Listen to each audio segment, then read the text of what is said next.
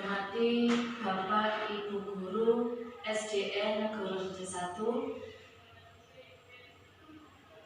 Bagaimana kabar hari ini? Baik. Alhamdulillah.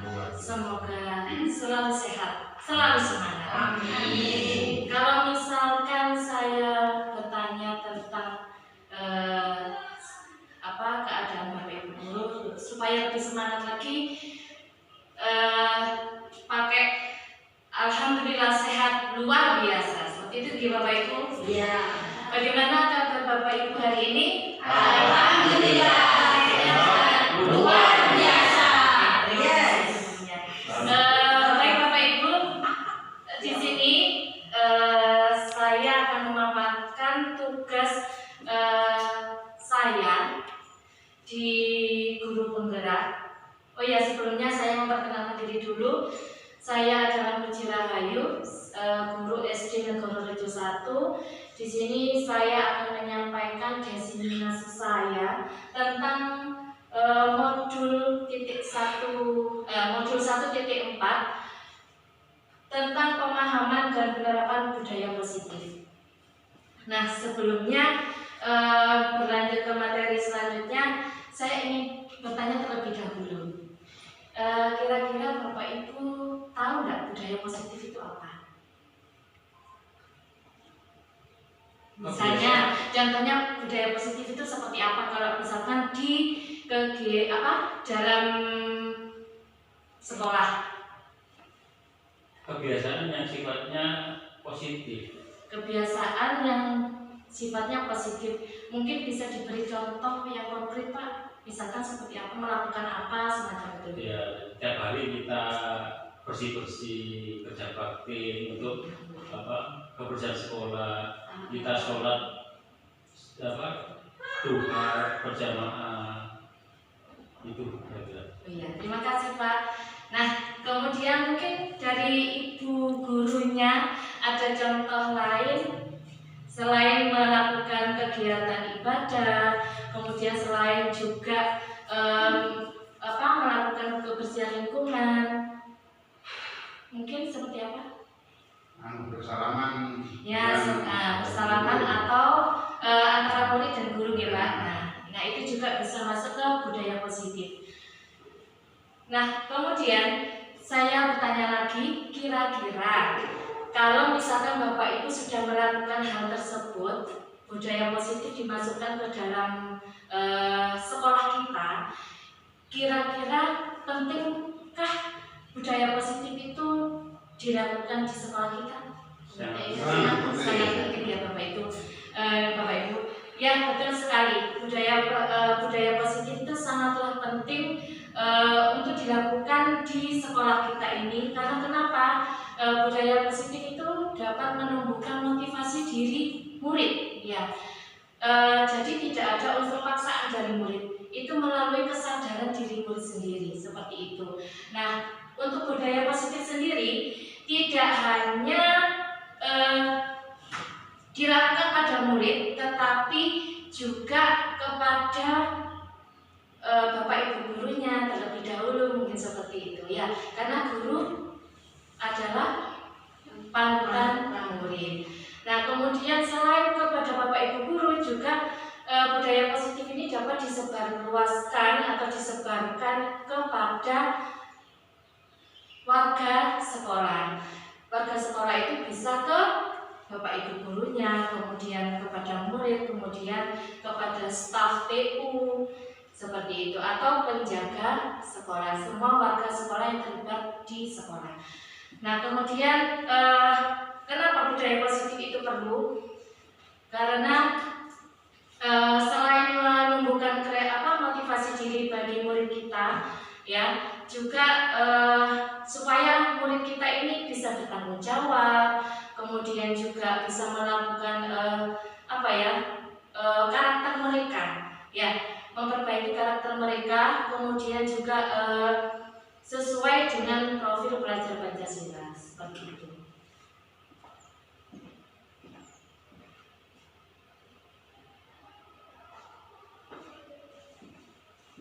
Nah, ini adalah konsep konsep inti yang berada di modul 1.4, yaitu tentang budaya positif. Di sini sebelumnya saya ingin curhat dulu. Kenapa saya merasa di modul 1.4 ini saya merasa menguras banyak tenaga saya, karena memang di modul 1.4 ini banyak yang dibahas, banyak yang harus diselesaikan, dikerjakan juga daripada modul-modul sebelumnya. Tapi Bapak Ibu guru bisa semangat, bisa menyusul kalau bisa menjadi mengikuti guru penggerak ini. Nah, di sini konsep-konsep inti budaya positif itu ada perubahan paradigma belajar, kemudian disiplin positif, nilai-nilai kebajikan, kebutuhan dasar manusia, motivasi perilaku manusia, posisi kontrol guru, kemudian keyakinan kelas, dan segitiga restitusi. Ini nanti kita bahas sampai tuntas.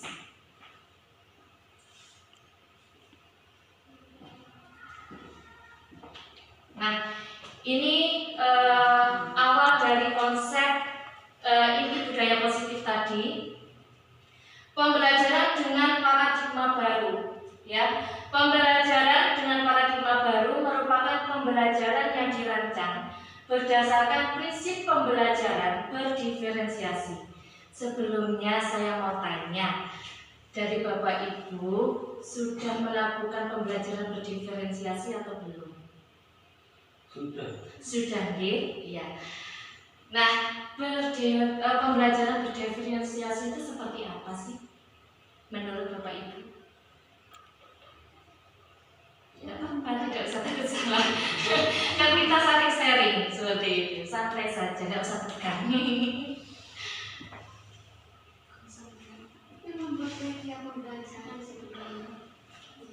Membuat media pembelajaran pada murid. Oke, selain itu ada lagi? Pembelajaran sesuai dengan kemampuan masing-masing peserta didik. Nah, betul Pak. Nah, berdiferensiasi itu sebenarnya bukan dari media apa yang harus kita siapkan dulu, atau misalkan sebenarnya bagus, sebenarnya juga masuk. Tetapi inti dari berdiferensiasi itu adalah pembelajaran bagaimana kita sebagai guru itu menuntun murid. Menuntun murid bukan memaksa murid. Nah, jadi berdiferensiasi itu intinya adalah kita sebagai guru menuntun murid untuk mengetahui kebutuhan murid itu apa. Seperti itu. Jadi misalkan kita kan mempunyai murid yang berbeda-beda, kan tidak sama semua murid itu si A satu kelas itu pintar, semua kan tidak mungkin. Kan mesti ada yang rata-rata sedang, ada yang rata-rata rendah, seperti itu. Nah, kemudian di sini maka kita sebagai guru itu harus memotivasi peserta didik kita atau murid kita. Bagaimana kita harus memahami dulu bagaimana seorang guru itu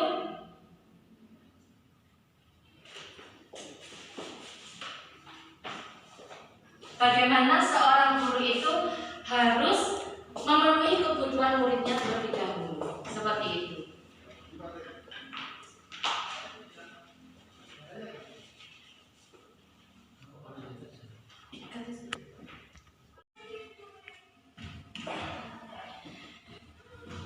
Nah, kemudian Bapak Ibu guru kalau misalkan selama ini mengajarkan murid Bapak Ibu guru di kelas, biasanya menggunakan metode ceramah seperti biasanya? Variasi ya Pak ya. Oke, nah inilah tujuan pembelajaran berdiferensiasi, supaya guru tersebut itu tidak selalu melakukan metode ceramah, kemudian juga tidak selalu memberikan tugas yang monoton kepada murid seperti itu. Tujuannya seperti itu. Ya.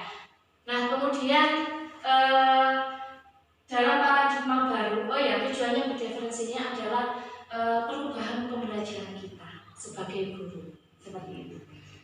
Nah, kemudian di sini ada 6 dimensi profil pelajar Pancasila. Tentunya Bapak Ibu guru sudah paham tentang tentang profil pelajar Pancasila. Biasanya apakah ini sudah disampaikan kepada murid-murid kita tentang profil pelajar Pancasila? Sudah. Oke. Alhamdulillah kalau sudah. Berarti kita harus selalu kedepannya terus meningkatkan. Di profil pelajar Pancasila di sini ada tentang beriman, bertakwa kepada Tuhan Yang Maha Esa, dan berakhlak mulia.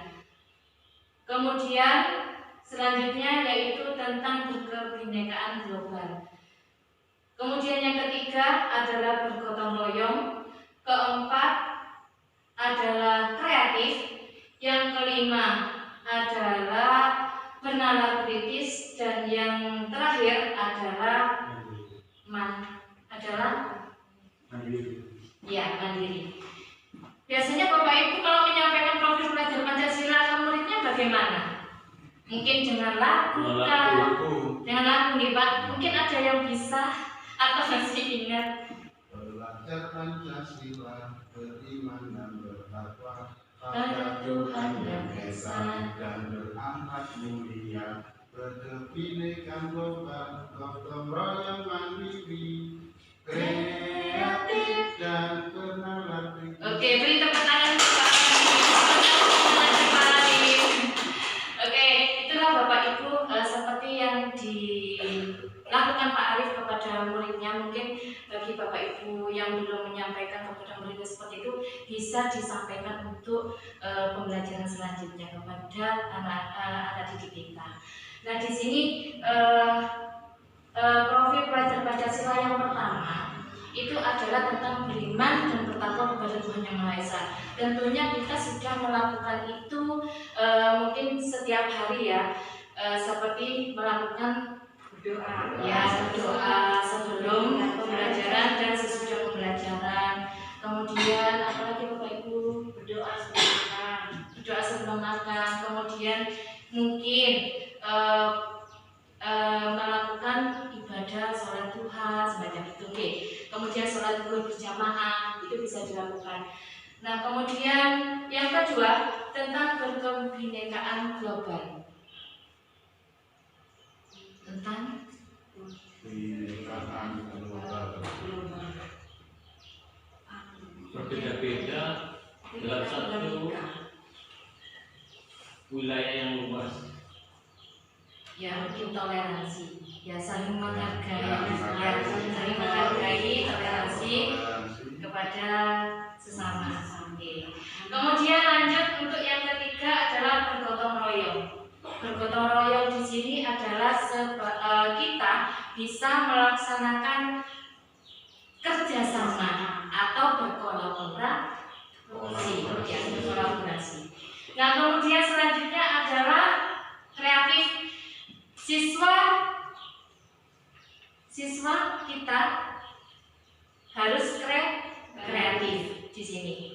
Kemudian selanjutnya adalah bernalar kritis. Bernalar kritis di sini adalah siswa kadang ketika kita melakukan pembelajaran atau semacam diskusi, nah otomatis anak-anak ini kan mempunyai pertanyaan yang di luar nuril misalkan seperti itu. Nah, itu termasuk bernalar kritis. Bagaimana anak itu aktif atau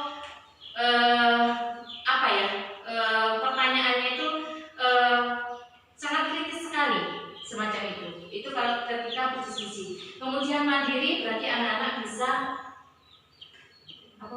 berusaha sendiri. Ya, berusaha sendiri, mandiri.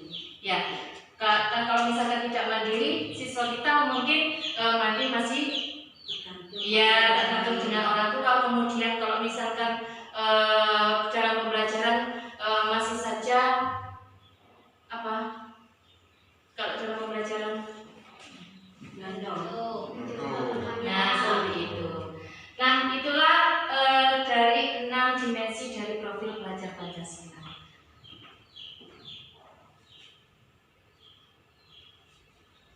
Nah, Selanjutnya, ini adalah kalau kita tadi sudah mengetahui tentang pembelajaran berdiferensiasi, kemudian paradigma baru. Di sini adalah miskonsepsi tentang teori kontrol. Ini yang dimiliki oleh Bapak Ibu guru. Nah, apa sih sebenarnya miskonsepsi tentang teori kontrol itu? Di situ ada 4 ya ilusinya. Yang pertama adalah ilusi guru mengontrol murid, kemudian ilusi bahwa semua penguatan positif, efektif, dan bermanfaat. Selanjutnya adalah ilusi bahwa kritik dan membuat orang merasa bersalah mampu menguatkan karakter. Selanjutnya adalah ilusi bahwa orang dewasa memiliki hak untuk memaksa. Nah, kita sebagai guru itu berupaya bahwa anak ini harus menuruti saya, karena saya adalah seorang guru. Seperti itu, Bapak Ibu. Tidak boleh ya. Nah, tapi kadang ada guru yang seperti itu. Mungkin di guru yang pada zaman dahulu kala ya. Nah, tetapi sekarang kita tidak boleh seperti itu. Kita kan sebagai fasilitator, ya. Makanya kita tujuannya apa? Tugasnya adalah sebagai menuntun murid. Nah, pada ilusi guru mengontrol murid, misalkan ini kita ketika piket menyambut siswa di depan, menyambut siswa itu di pagi hari berarti ya Bapak Ibu. Nah, kemudian ada anak peserta, anak murid kita yang misalkan si A, saya bilang si A saja nih. Nah, si A ini pada hari Senin itu tidak, maksudnya datanya terlambat. Nah, otomatis kalau kita biasanya guru itu kan, loh, kenapa kamu loh, kamu kok telat? Ayo sudah sana lari lapangan 5 kali, misalkan seperti itu nih Bapak Ibu. Nah, itu tidak diperbolehkan. Itu tidak boleh melakukan hal seperti itu. Karena kenapa? Tidak semua siswa atau murid kita itu melakukan datang terlambat atau tidak sengaja datang terlambat itu mungkin karena ada sesuatu hal, entah itu di rumahnya karena bangun kesiangan misalkan. Kenapa kok bangun kesiangan? Kan seharusnya kamu harus bangun pagi karena kan waktunya sekolah semacam itu. Nah, itu harus kita tanya dulu ke siswa itu. Tidak boleh langsung menyalahkan anak ini karena kamu terlambat, tidak boleh semacam itu ya. Seharusnya ya itu kita tanya dulu bagaimana. Tanyanya seperti ini, nak, kamu kenapa kok hari ini datang terlambat, semacam itu. Tidak boleh langsung menunjuk anak atau memberi hukuman kepada murid, tidak boleh. Kamu ini datang terlambat sekarang, apalagi kamu sekarang memakai sepatu putih, misalkan seperti itu ya. Tidak memakai sepatu hitam misalkan. Nah, kamu sudah, karena kamu terlambat, kamu membersihkan satu sekolahan, misalkan seperti itu. Nah, itu tidak diperbolehkan di Bapak Ibu. Itu sebagai posisi kontrol kita sebagai guru. Nah, kemudian ilusi bahwa semua penguatan itu positif, efektif, dan bermanfaat. Di sini guru ini harus memiliki memiliki hati nurani seperti itu. Supaya ya memang kita sebagai guru harus memiliki hati nurani. Cuman kita harus tahu tidak membuat anak itu, saya ini menjadi takut sudah ke sekolah karena terlambat tadi. Nah, tidak boleh seperti itu. Kita harus membangun motivasi anak didik kita seperti itu. Nah, kemudian yang ketiga, ilusi bahwa kritik dan membuat orang merasa bersalah mampu menguatkan karakter. Ini juga biasanya dirasakan oleh kita sebagai guru. Ini membuat rasa bersalah kepada anak. Membuat rasa bersalah kepada anak itu, misalkan anak itu melakukan jahil ke temannya, misalkan ya. Anak kita jahil kepada temannya. Kemudian atau tidak mengerjakan tugas sesuai waktu, misalkan. Nah, di sini kita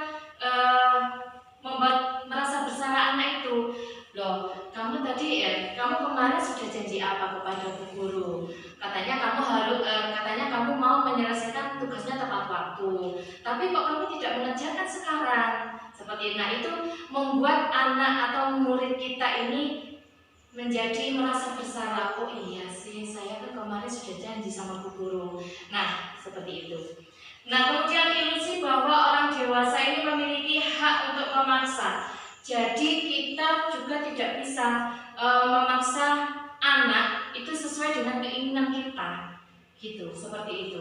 Jadi sebagai guru itu ya tujuannya kita ya untuk menuntun, berarti harus memahami juga, kembali lagi ke tadi, harus mengetahui kemampuan siswa itu seperti apa, gitu, kebutuhan siswa itu seperti apa, seperti itu. Jadi kita juga tidak bisa seenaknya atau semena-mena. Karena kita seorang guru, kita memaksa murid, kamu ini harus mengerjakan ini, harus selesai. Nah, seperti itu. Itu yang tidak diperbolehkan. Itu harus dari hati nuraninya murid kita sendiri.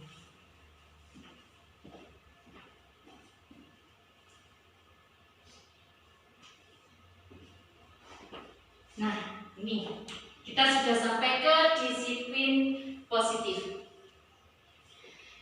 Disiplin positif, sebelumnya saya ingin bertanya lagi.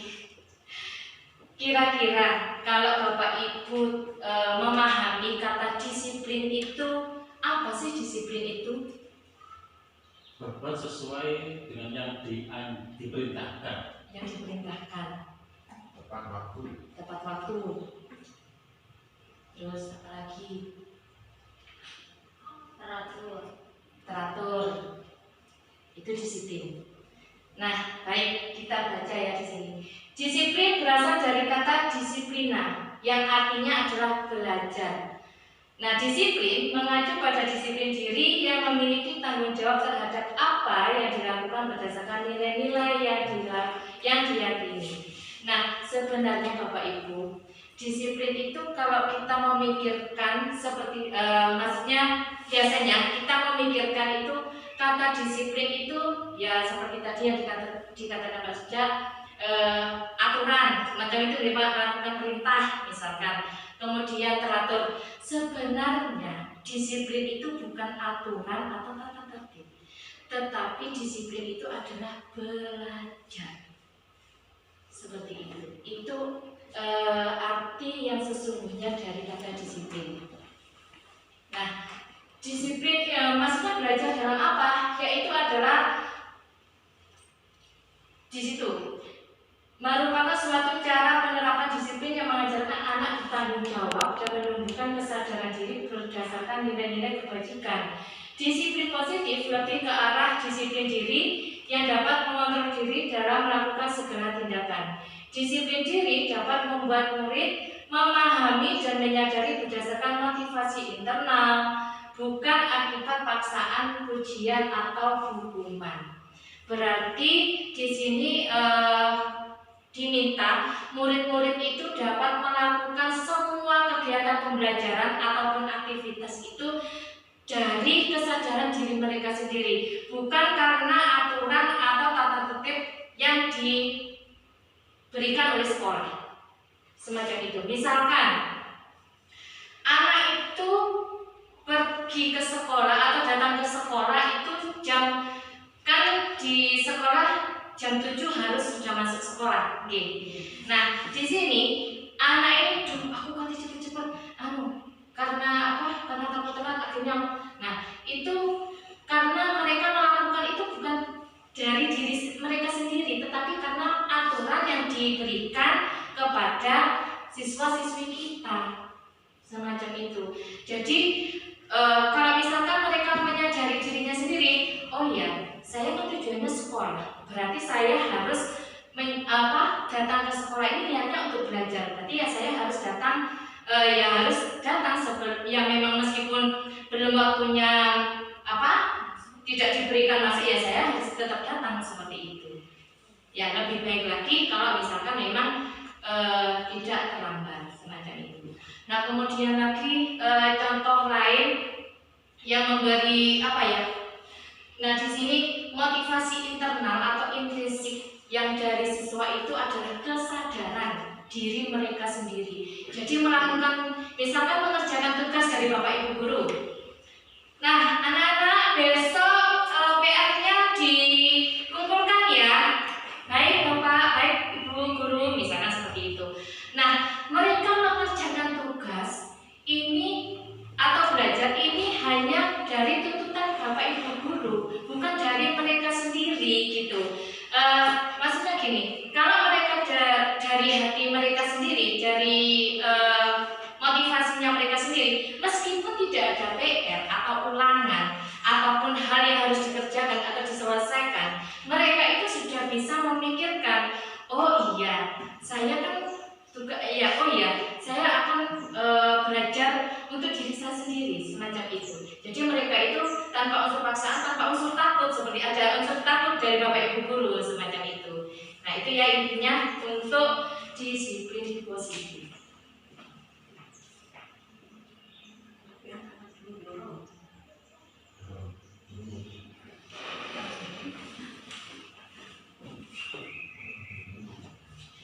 Nah, tadi kita sudah mempelajari tentang disiplin positif. Nah, sekarang yaitu ke materi nilai-nilai kebajikan.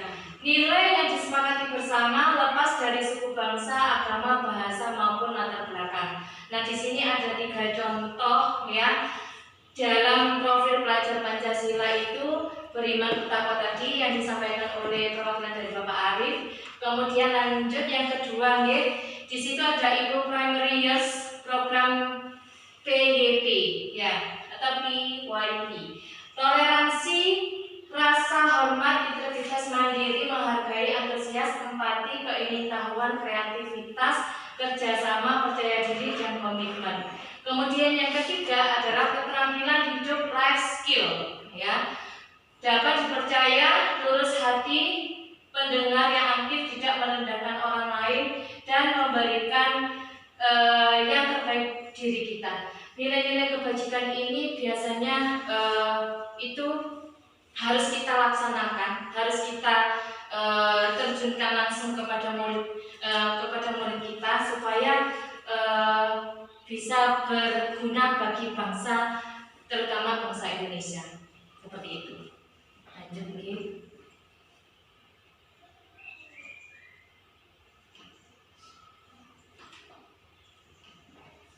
Nah, di sini kebutuhan dasar manusia.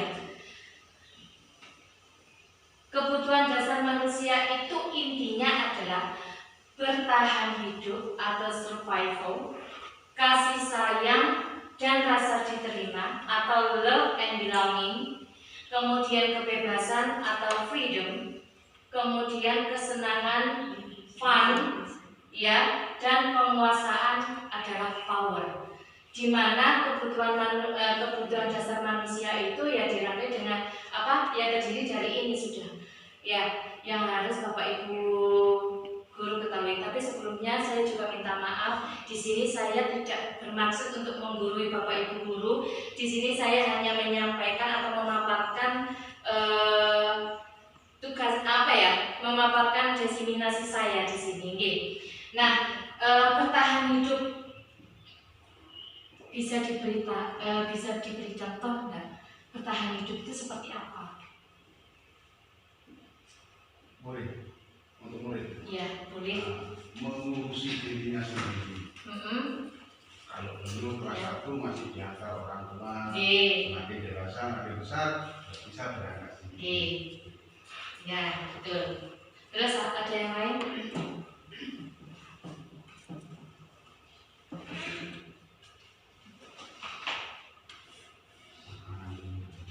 Ada yang lain?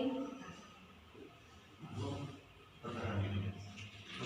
Bertahan hidup. Survival. Dalam bertahan hidup,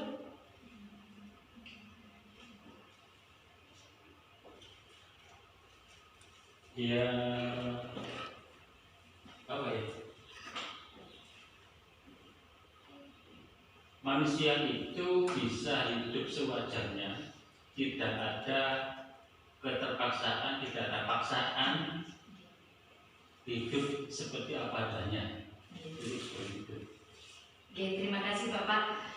Ya, intinya adalah kebutuhan dasar manusia itu adalah mencari tahu.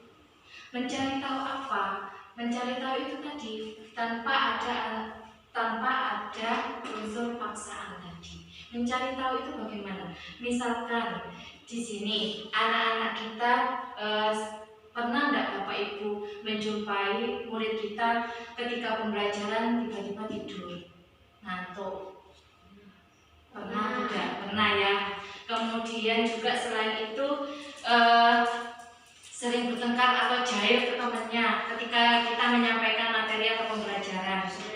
Sering sekali. Nah, di situ kita harus mencari tahu tujuannya itu di situ, Bapak Ibu. Tujuannya adalah kita harus mencari tahu kenapa anak ini kok sering tidur di dalam kelas seperti itu. Kenapa anak ini kok sering bertengkar? Itu yang dimaksudkan dalam bertahan hidup itu. Jadi kalau kita sudah mengetahui alasan dari murid kita tersebut, kenapa anak ini kok sering sekali sih jahili koncone, ternyata setelah kita ulas, setelah kita selidiki atau mencari tahu, nah oh ternyata ini alasannya anak ini seperti ini. Nah berarti kita tahu apa yang harus kita lakukan seperti itu supaya anak tersebut tidak melakukan seperti itu lagi. Tuh maksudnya. Nah kemudian kasih sayang dan rasa diterima. Pernah enggak Bapak Ibu menjumpai juga misalkan memberikan tugas, misalkan tugas kelompok misalkan. Enggak wes aku padahal kita sudah kita bagi kelompoknya itu, tetapi anak ini tidak mau. Enggak, aku enggak mau buat kelompok anak BRI. Kok hariku seperti itu? Kadang seperti itu aja ya Bapak Ibu ya. Nah di sini kita juga harus intinya harus cari tahu kenapa anak ini tidak mau. Padahal maksud kita itu supaya anak ini rata, tidak ada yang maksudnya membuli atau apa, kan tidak bertujuan seperti itu kan, maksudnya sama, kita di sini ini sama-sama belajar seperti itu. Nah kemudian kebebasan ini adalah berhubungan dengan harga diri siswa seperti itu. Biasanya mungkin sering kita menjumpai di dalam kelas anak ini IQ-nya itu tidak begitu pintar, tapi dia itu sok-sok aktif gitu loh. Ada pernah ya? Ya. Misalnya anak tersebut itu caper kepada kita, Bu saya Bu saya ini Bu, padahal jawabannya itu salah kadang ya. Nah itu juga harus kita cari tahu kenapa sih anak ini bersikap seperti ini. Kemudian selanjutnya adalah kebebasan. Kebebasan itu adalah freedom ya, mencoba hal baru, gaya belajar yang berbeda. Itu maksudnya. Kemudian kesenangan ini anak-anak mencari kesenangan. Pak, Bu, saya ini kadang sumpah Bu, saya ini kadang males, bosen kalau belajar di dalam kelas terus Bu. Ya terus semuanya kalian gimana? Ya sesekali lah Bu, kita belajarnya di luar atau sambil jalan-jalan kemana pernah Bapak Ibu muridnya seperti itu? Pernah ya. Nah disitulah kita harus seperti tadi mengetahui kebutuhan murid kita semacam itu. Nah kemudian yang terakhir adalah tentang penguasaan atau power. Penguasaan di sini anak ini intinya adalah pengen menjadi misalkan ketua kelas atau ketua, maksudnya misalkan kalau ada lomba baris misalkan ya PBB misalkan pada 17 Agustus, Bu saya saja yang menjadi pemimpin. Nah itu adalah penguasaan yang dimiliki oleh murid semacam itu nih. Lanjut. Bukan apa Iya, buahnya semangat. Saya enak di sini. HP sini adalah tentang materi atau motivasi perilaku manusia. Di sini Bapak Ibu, motivasi perilaku manusia itu ada untuk menghindari ketidaknyamanan atau hukuman, ya, maksudnya berupa hukuman. Motivasi intrinsisnya kemudian untuk mendapatkan imbalan dan penghargaan dari orang lain. Mungkin Bapak Ibu pernah juga melakukan ketika pembelajaran di kelas, ya, supaya anak ini lebih semangat.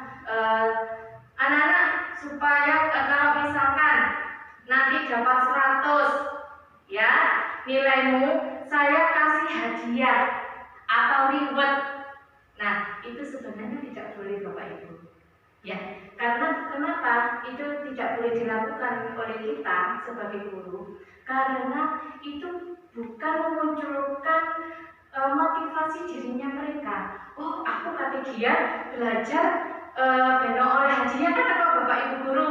Itu tidak boleh Bapak Ibu. Ya, tujuannya adalah mereka ya belajar itu ya untuk dirinya mereka sendiri, seperti itu, bukan karena penghargaan tadi, bukan karena reward tadi, gitu, ya. Kemudian hukuman. Nah, hukuman di sini, aku kok tidak ada PR, kalau tidak mengerjakan PR, aku nanti dihukum sama Pak Guru. Oh, saya disuruh lari lapangan, kan saya capek jadinya. Nah, itu juga tidak boleh, ya, tidak boleh kita lakukan. Kemudian motivasi intrinsik untuk menjadi orang yang mereka inginkan, itulah tujuannya Bapak Ibu. Bukan yang kita inginkan, tetapi yang mereka inginkan atau dari murid kita, seperti itu.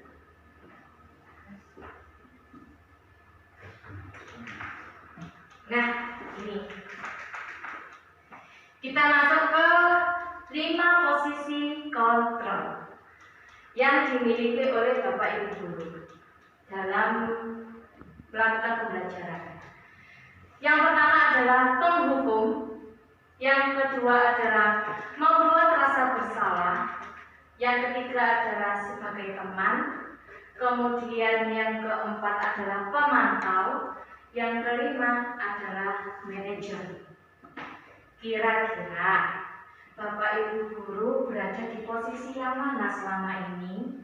Harus jujur. Hah? Oh, teman. Kalau Bu Indah sebagai teman sama Vika. Kemudian Bu Ayu? Teman. Bu Lucy? Teman. Bu Arif? Teman. Bu Sulis? Bapak Sujat sebagai manajer, bukan karena kepala sekolah nih Pak. Oke. Nah, saya sendiri jujur Bapak Ibu, saya sendiri memang selama ini itu paling banyak berada di pembuat merasa bersalah atau teman, tetapi itu tidak boleh.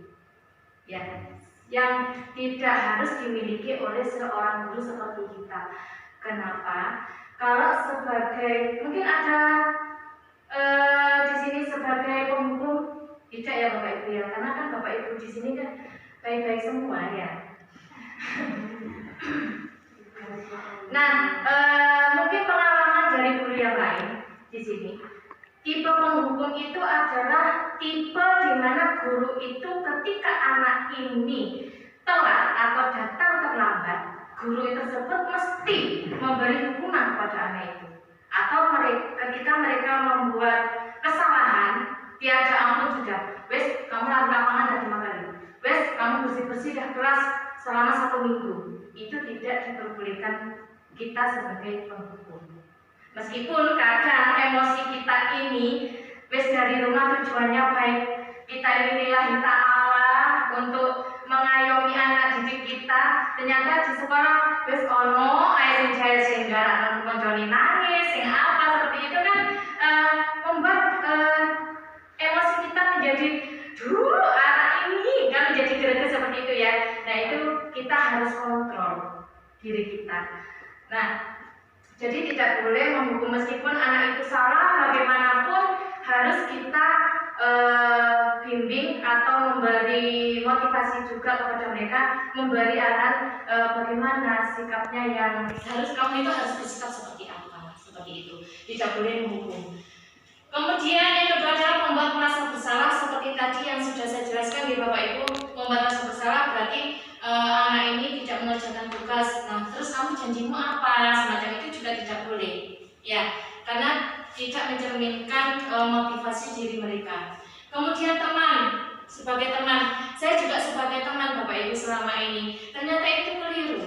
Ya, tidak diperbolehkan. Kenapa? Karena kita sebagai teman itu bukan menyelesaikan masalah itu tidak tidak menemukan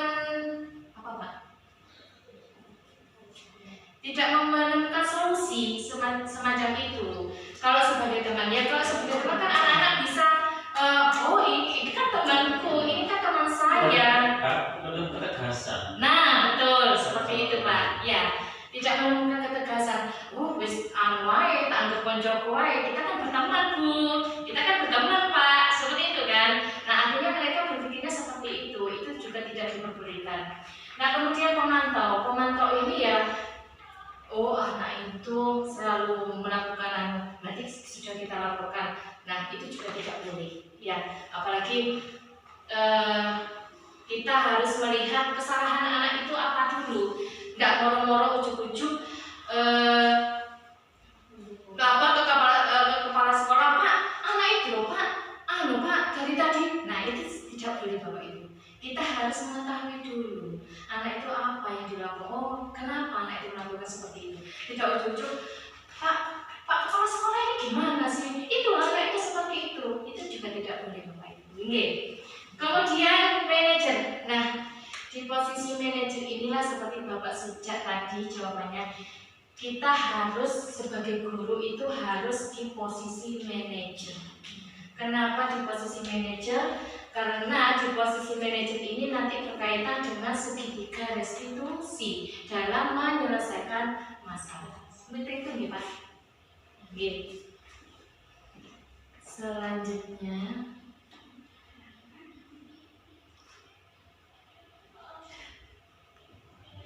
nah ini contoh penerapan 5 posisi kontrol. Siswa tidak memakai atribut lengkap saat upacara bendera. Misalkan, nah ini tadi ya, posisi penghukum hormat pada bendera selama 1 jam. Kan kasihan anak-anak ya, juga ya. Kalau ada apa, ya nanti kita yang disalahkan. Kemudian yang kedua adalah membuat rasa bersalah. Berapa kali ibu atau bapak harus memberitahu kamu? Kamu selalu saja mengecewakan ibu bapak. Ya sebenarnya niat kita baik ya, mengingatkan anak itu supaya tidak mengulanginya lagi. Kan seperti itu nih Bapak Ibu. Cuman itu juga tidak diperbolehkan.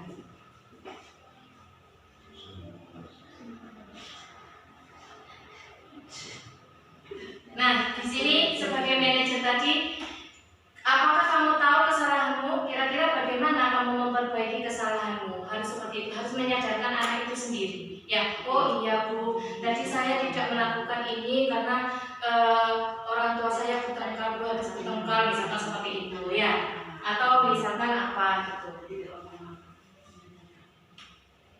Nah, penyelesaian masalah itu adalah kita harus diwajibkan menggunakan segitiga restitusi.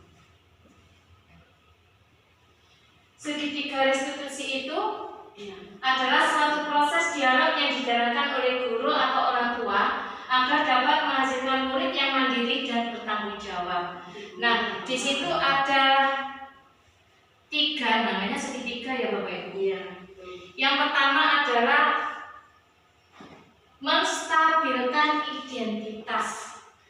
Berdasarkan prinsip membuat kesalahan adalah bagian dari proses pembelajaran. Jadi kita harus tahu dulu. Kita bertanyanya seperti ini. Berbuat salah itu wajar, nah mungkin diingatkan seperti itu dulu. Nggak harus, paling kamu memang nggak pernah belajar, makanya nilaimu jelek. Nah, jangan seperti itu ya. Tidak boleh seperti itu, tetapi berbuat salah itu wajar. Nah, atau apa diingatkan seperti itu. Atau tidak ada manusia yang sempurna bisa menggunakan kata-kata ini Bapak Ibu. Kemudian ibu bapak juga pernah melakukan itu, tapi kan di sini ibu bapak sadar sendiri, oh iya saya harus menjadi orang yang baik, makanya saya berjanji pada diri saya sendiri tidak akan mengulang lagi seperti itu. Nah kemudian bapak ibu tidak mau mencari yang salah, tapi kita cari solusi dari permasalahan ini itu apa? Macam itu.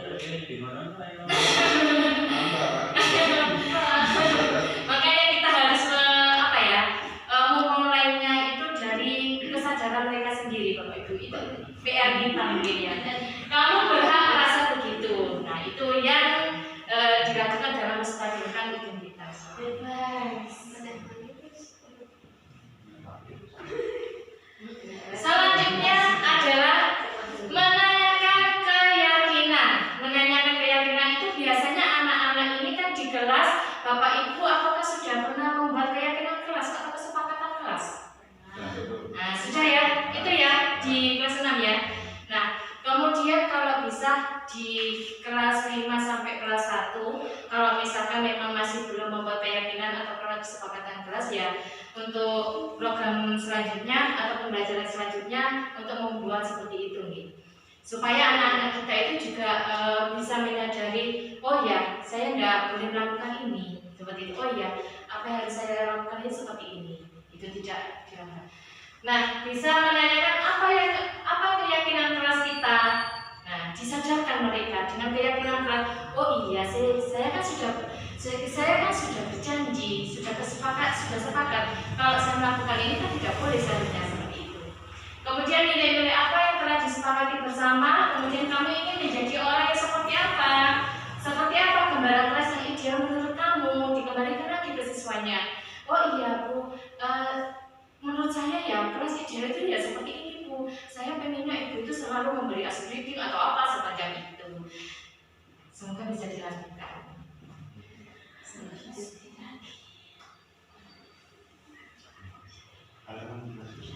Ya, yang terakhir adalah dari segitiga restitusi ini adalah yaitu validasi tindakan yang salah. Bapak Ibu bisa menggunakan kalimat seperti ini, kamu pasti punya alasan kenapa melakukan hal itu. Nah seperti tadi ya. Kemudian padahal kamu bisa melakukan yang lebih buruk dari ini ya.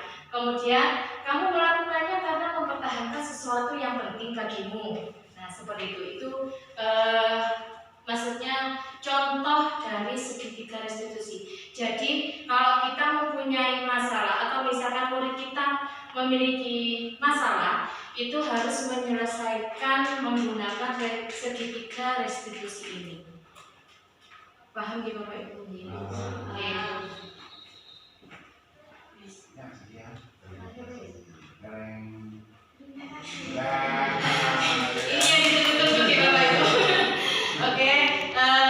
Demikianlah desiminasi saya tentang modul 1.4 ini.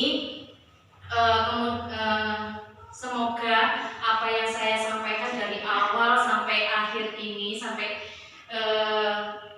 ucapan terima kasih ini ya, penutup ini menjadikan bisa bermanfaat juga bagi Bapak Ibu untuk menuntun murid kita ke depannya menjadi lebih baik lagi dan bisa mengontrol emosi kita sebagai Bapak Ibu ketika kita mengalami atau dalam pembelajaran ya.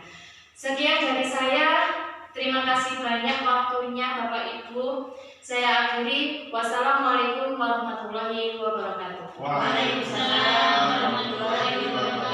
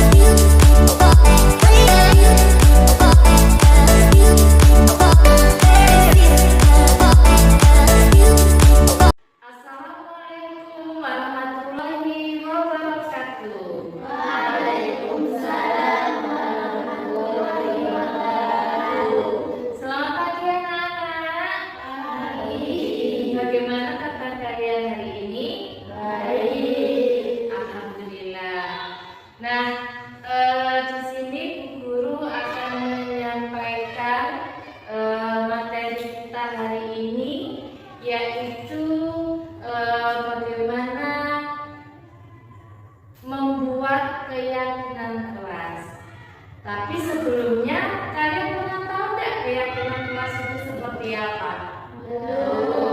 Belum? Yakin belum? Oke. Kalau misalkan dengan peraturan sekolah atau peraturan kelas, kalian paham enggak? Tidak juga. Oke. Saya jelaskan ya. Keyakinan kelas itu sama dengan peraturan sekolah atau peraturan kelas, atau juga bisa disebut dengan tata tertib sekolah. Kalau tata tertib sekolah tahu ya.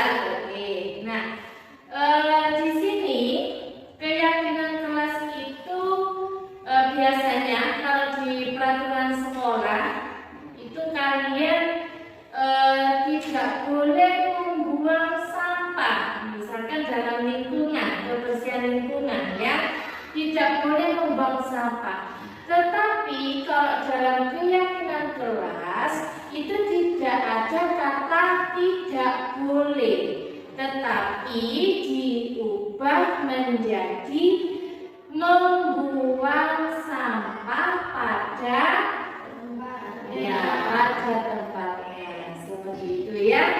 Nah, kemudian misalkan kita membuat kesepakatan kelas atau keyakinan kelas tentang misalkan kemarin kan sudah harus selesai ujian ya. Nah, kira-kira kalau ujian tidak boleh apa? Nah, tidak boleh mencontek. Nah, di peraturan sekolah itu kata-katanya adalah atau kalimatnya adalah menggunakan tidak boleh mencontek. Namun, kalau dalam keyakinan kelas tidak boleh apa? Tidak boleh ada kata tidak boleh mencontek, tetapi diganti atau dirubah menjadi jujur. Seperti itu. Paham ya? Oke. Nah, di sini Bu Rahayu akan membagikan kertas ya. Satu kertas diisi oleh satu anak. Nah, satu anak ini silahkan kalian menulis kesepakatan atau keyakinan kelas. Ya, misalkan seperti tadi tidak boleh mencontek diganti menjadi jujur. Kemudian juga apa? Saling menghormati atau saling menghargai. Seperti itu ya. Oke, saya bagikan satu anak satu. Oke.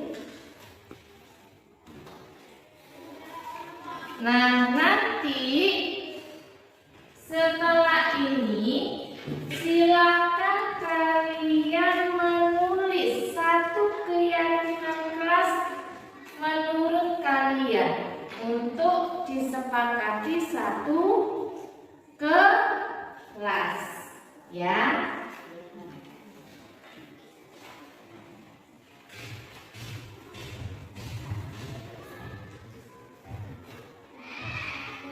Sudah, silakan dituliskan. Saya kasih waktu. Nah, nanti setelah ditulis, dikumpulkan, kemudian nanti akan saya pilih ya, akan saya pilih juga mana yang menurut keyakinan untuk kesepakatan kelas kita. Ya, nanti ditempel di kertas itu ya, di papan itu ya, di yang 15. Oke, sudah. Tidak usah langsung aja, langsung isinya. Misalkan tadi apa? Jujur, terus apa tadi? Saling menghargai gitu ya. Iya, boleh.